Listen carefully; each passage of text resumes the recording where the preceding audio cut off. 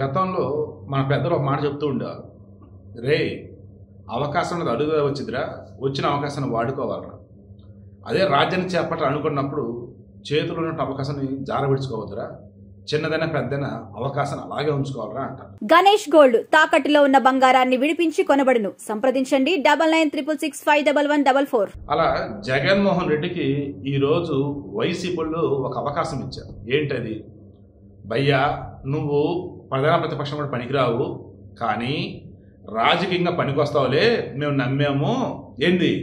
MLA గెలు, అసెంబ్లీకి వెళ్ళు, మరలా నీ టాలెంట్ ఏంటో చూపించు, ఆ తర్వాత 2029 ఎన్నికలలో మళ్ళీ నీకు ఎన్ని ఇద్దాం ఓట్లను చూద్దాంలే అని చెప్పేసి అనుకున్నారు. బట్ జగన్మోహన్ రెడ్డి మీ అవకాశాలు మీరు ఎవడికలి అవకాశాలు నాకు వద్దే అని అంటూ, ఈ అవకాశం నాది కాదంటూ తనకి రాజకీయ సమాధి కట్టుకుంటున్నాడు. నేను చాలా ప్రాక్టికల్ ఈ మాట మాట్లాడుతూ ఉన్నా. ఎందుకంటే ఈరోజు ఆంధ్రప్రదేశ్లో అసెంబ్లీ సమావేశాలు మొదలైతే జగన్ కనిపించట్ల అసెంబ్లీలో. మీకు బాగా గుర్తుంటే ఒకనాడు పార్లమెంట్లో, ఎస్పెషల్ లోక్సభలో బీజేపీకి 2 స్థానాలు. ఈరోజు వాళ్ళు థర్డ్ టైం కంటిన్యూగా అధికారంలో ఉన్నారా లేదా? మరి ఇప్పుడు నాకు ప్రధాన ప్రతిపక్ష హోదా ఇస్తే నేను వస్తా అంటాడు. ప్రధాన ప్రతిపక్ష హోదా ఇవ్వాలి అంటే 10% సీట్లు రావాలి బాబు. 170 స్థానంలో ఏపీలో 18 సీట్లు వస్తే నీకు వచ్చింది బాబు ప్రధాన ప్రతిపక్ష హోదా అంటే, అయినా సరే నాకు ఇవ్వాలంటాడు. ఎవడివ్వాలి? ఎందుకు ఇవ్వాలి? అడుగు, ముఖ్యమంత్రి పదవి అడుగు, ప్రధానమంత్రి పదవి అడిగేసి ఇస్తారు. ఏంది అసలు? బేసిక్ సెన్స్ లేకుండా, నాలెడ్జ్ లేకుండా మాట్లాడుతున్నాడు జగన్మోహన్ రెడ్డిని చూసి ఇప్పటికే నవ్వుతూ ఉంటే, నువ్వు ఎమ్మెల్యే గెలిచావు అసెంబ్లీకి రావయ్యా అంటే నేను రాను, నేను ప్రజల మధ్య ఉంటాను అంటాడు. లాస్ట్ టైం అలా చేసే వెళ్ళాడు, జనాలు చీకొట్టారు, ఊశారు, వైసీపీలు కర్మరాబాబుని తరలబెట్టుకున్నారు. ఇప్పుడు మరలా డుమ్మా కొట్టాడు. వాళ్ళ ఎమ్మెల్యేలు మన దొంగసాడు సంతకాలు పెట్టలేరు. ఇప్పుడు పెట్టలేదో రేపు తెలిసింది మనకు. నేను సూటిగా అడుగుతున్నానండి, ఒక ప్రజాప్రతినిధి అన్నవాడు ప్రజల సమస్యలని అసెంబ్లీలో చెప్పి ఆ సమస్యల పరిష్కారం తీసుకొచ్చేవాడు అవునా కాదా?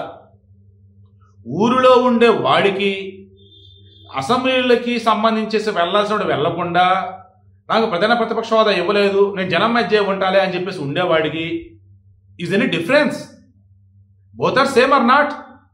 కాకపోతే ఎమ్మెల్యేగా ఉన్నాడు, నెల నెల జీతం తీసుకుంటూ ఉన్నాడు, వాడు ఊరిలో ఉన్నాడు, సొల్లు కబుర్లు ఎప్పుడు బతుకుతున్నాడు, అంతేనా? షర్మిల జగన్మోహన్ రెడ్డి చెల్లెలు, ఆమె కూడా ఇదే అంది. ఎందుకే నువ్వు రాజీనామా చేయి బాబు అంది.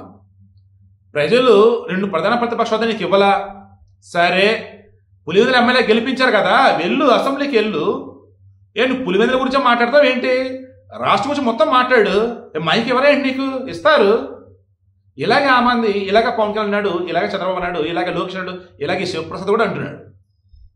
సూటిగా అండి, అసెంబ్లీలో సబ్జెక్ట్తో మాట్లాడుతూ, సబ్జెక్ట్తో నీ గొప్పతనం చూపిస్తూ, సబ్జెక్ట్తో అగైన్ ప్రజల మనసును చూరగొనాలి.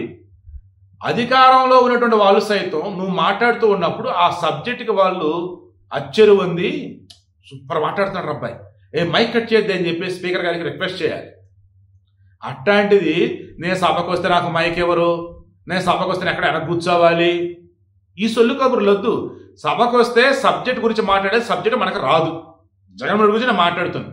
స్క్రిప్ట్ ఇస్తారండి, స్క్రిప్ట్ చూసి ఏదో చెప్తాడండి, స్క్రిప్ట్ చూసి మాట్లాడుతూ కనీసం నిమిషం సేపు మాట్లాడగలరా మీరు చెప్పండి, తప్పులు లేకుండా. స్క్రిప్ట్ లేకుండా కనీసం ఒక ½ మినిట్ మాట్లాడుతుంటే మీరే చెప్పండి. స్క్రిప్ట్ చూసి మాట్లాడదాం రానోడు రేపు అసెంబ్లీలో అప్పటికప్పుడు ఏదైనా సబ్జెక్ట్ కనుక వస్తే దాని మీద మాట్లాడగలడంటే మాట్లాడలేడు. అందుకే అసెంబ్లీకి రాడు, రాజకీయంగా తనకి పనికి రాడు అన్న విషయాన్ని ఈరోజు జనాలకి అతనే చూపిస్తున్నాడు. అవునా కాదా? కింద కామెంట్లో మీరే తెలియచేయండి. మరలా చెప్తున్నా, వైసీపీ వాళ్ళు ఈరోజు జగన్ మా నాయకుడిని చెప్పాలంటే ఏమని చెప్తారు? వైసీపీ వాళ్ళు మరల జగనే ముఖ్యమంత్రి అవుతాడంటే ఏమని ముఖ్యమంత్రి అవుతాడని చెప్తారు.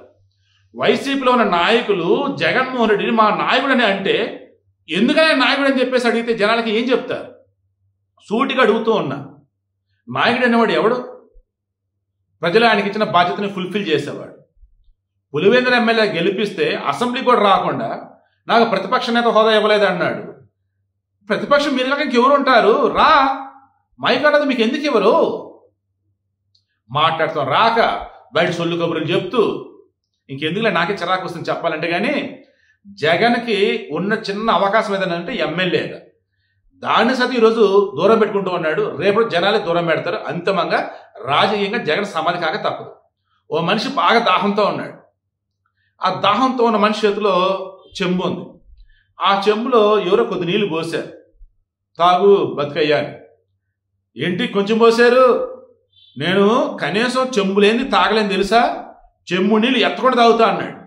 సరే బాబు, చెంబు నీళ్ళు నువ్వు ఎత్తకుండా తాగుతావు కరెక్టే. దాహంతో ఉందన్నావు, గొంతు ఎండిపోతుంది అన్నావు, కొంచెం పోసం తాగి ముందు గొంతు తడి ఇది చేసుకో, ఆ తర్వాత మరలా ఎఫర్ట్ పెట్టు, నీళ్లు దొరికితే ఏడహాడంటే ఎవరికి కావాలి ఇది తీసుకొని చెప్పేసి ఆ చెంబు కింద పడేశాడు. ఆ గుక్కెడి నీళ్లు నేలపాలయ్యాయి. గొంతు మాత్రం ఎండిపోతుంది. ఆ తర్వాత ఏంటి? గొంతు ఎండిపోతుంది, ఉన్న నీళ్లు కింద పడబోసాడు. ఆ తర్వాత ఏమైంది మనిషిది? భయంకరమైన ఎండ పైన ఏమైంది ఆ మనిషి పరిస్థితి? కింద కామెంట్లో తెలియచేయండి.